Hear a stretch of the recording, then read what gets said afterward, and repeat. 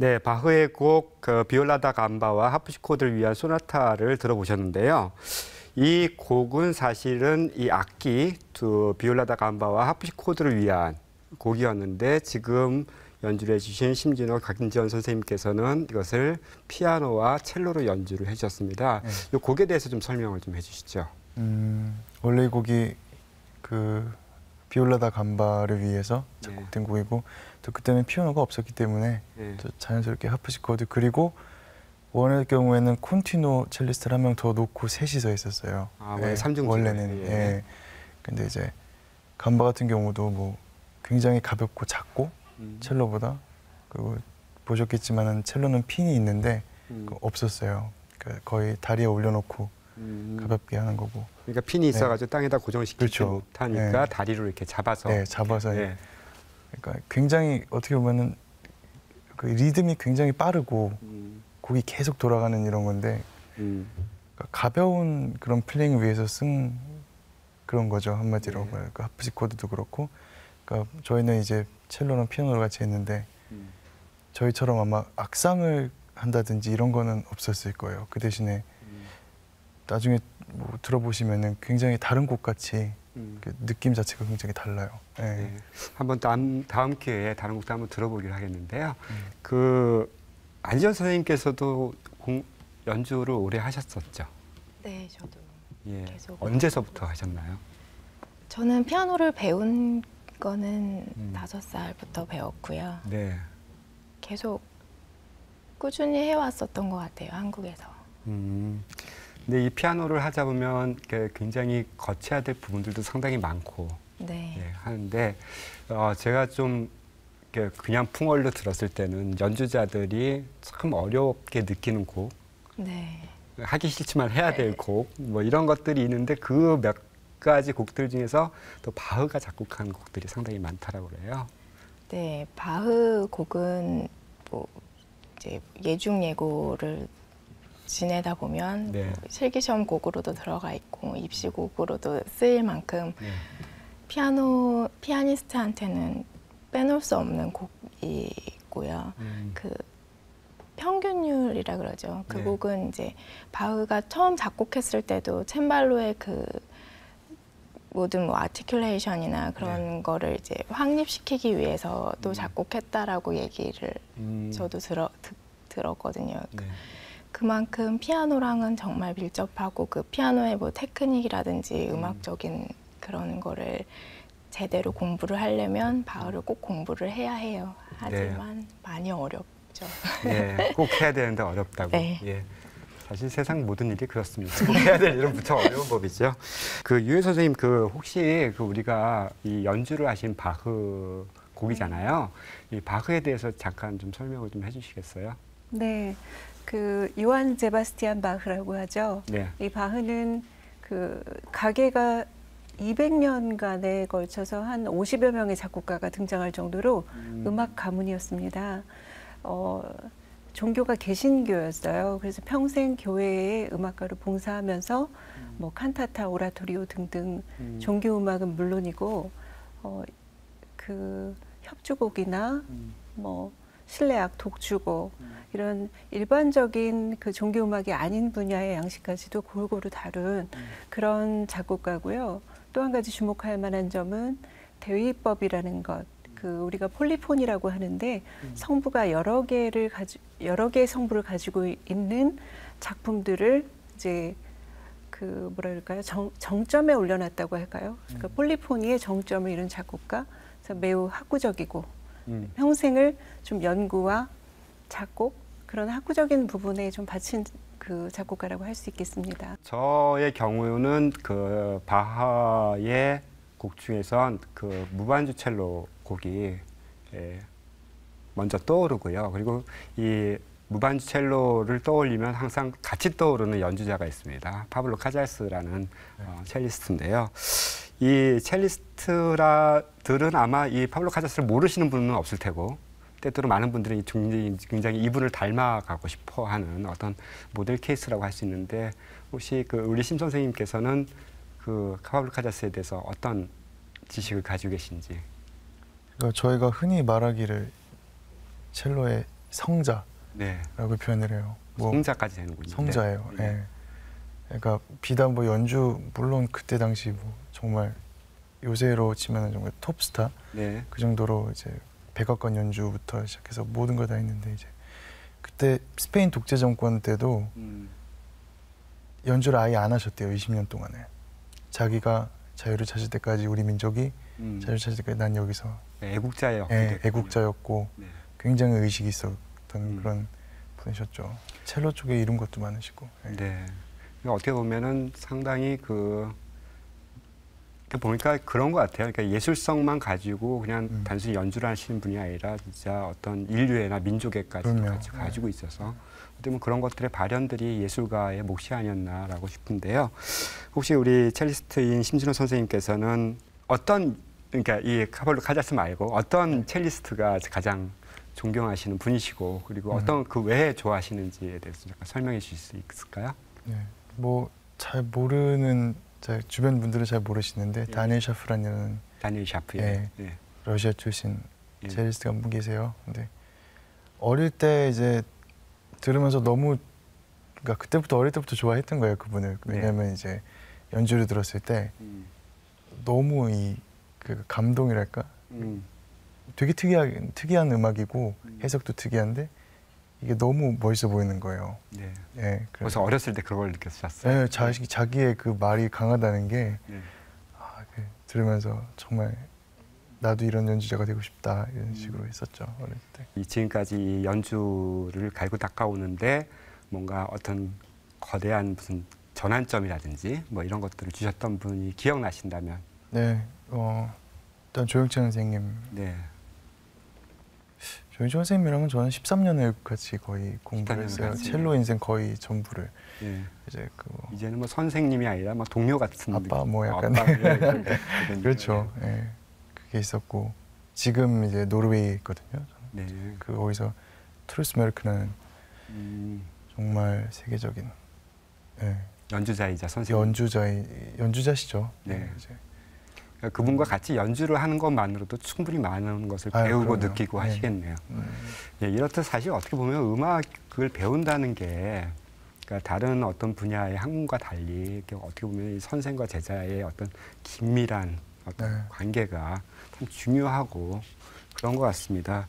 예, 이 끝으로 이 베토벤의 작곡이죠. 그 첼로 소나타 4번인가요? 네. 예, 4번 곡을 한번 두 분께 요청을 드리고 싶은데 이 곡은 어떤 곡일까요?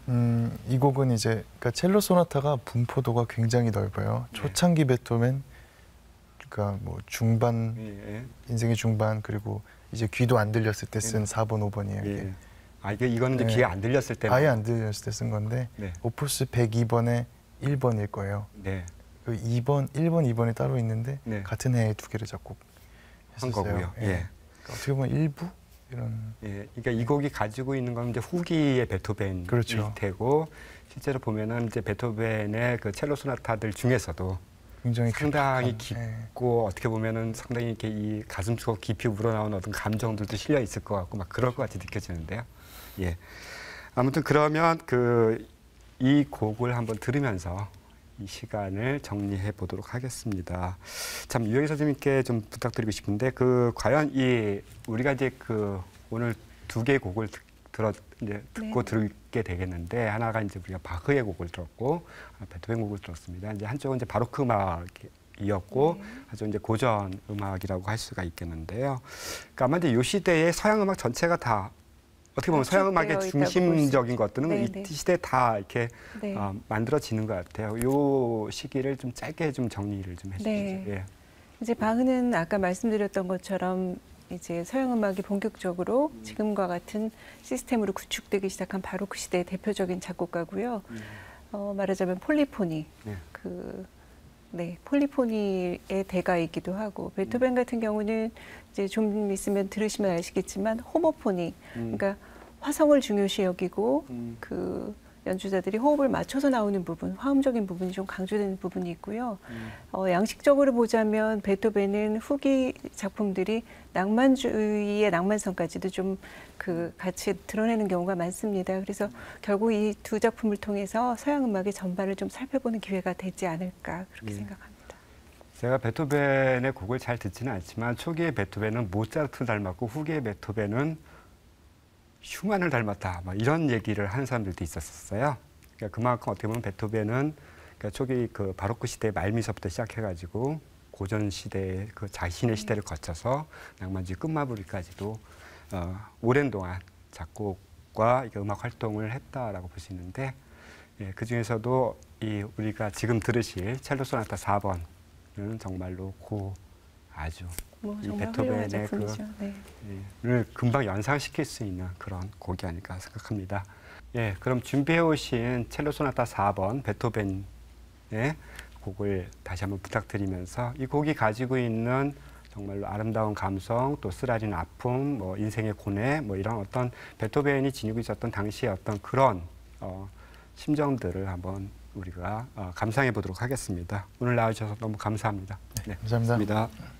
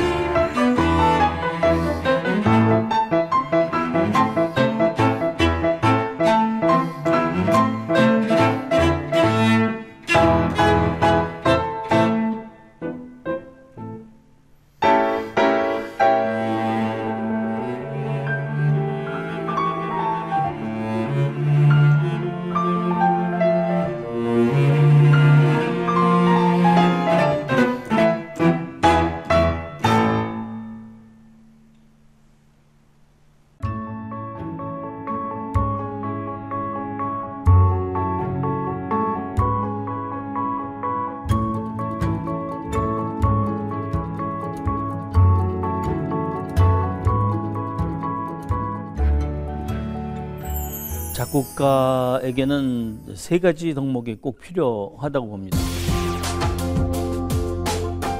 하나는 남다른 상상력 필요하고요. 머리로 하는 거죠. 그다음에 잘 훈련된 손. 이거 써내지 못하면 상상력 아무 소용없습니다. 그다음에 좋은 작품을 만들 때까지 끈질기게 버티는 엉덩이.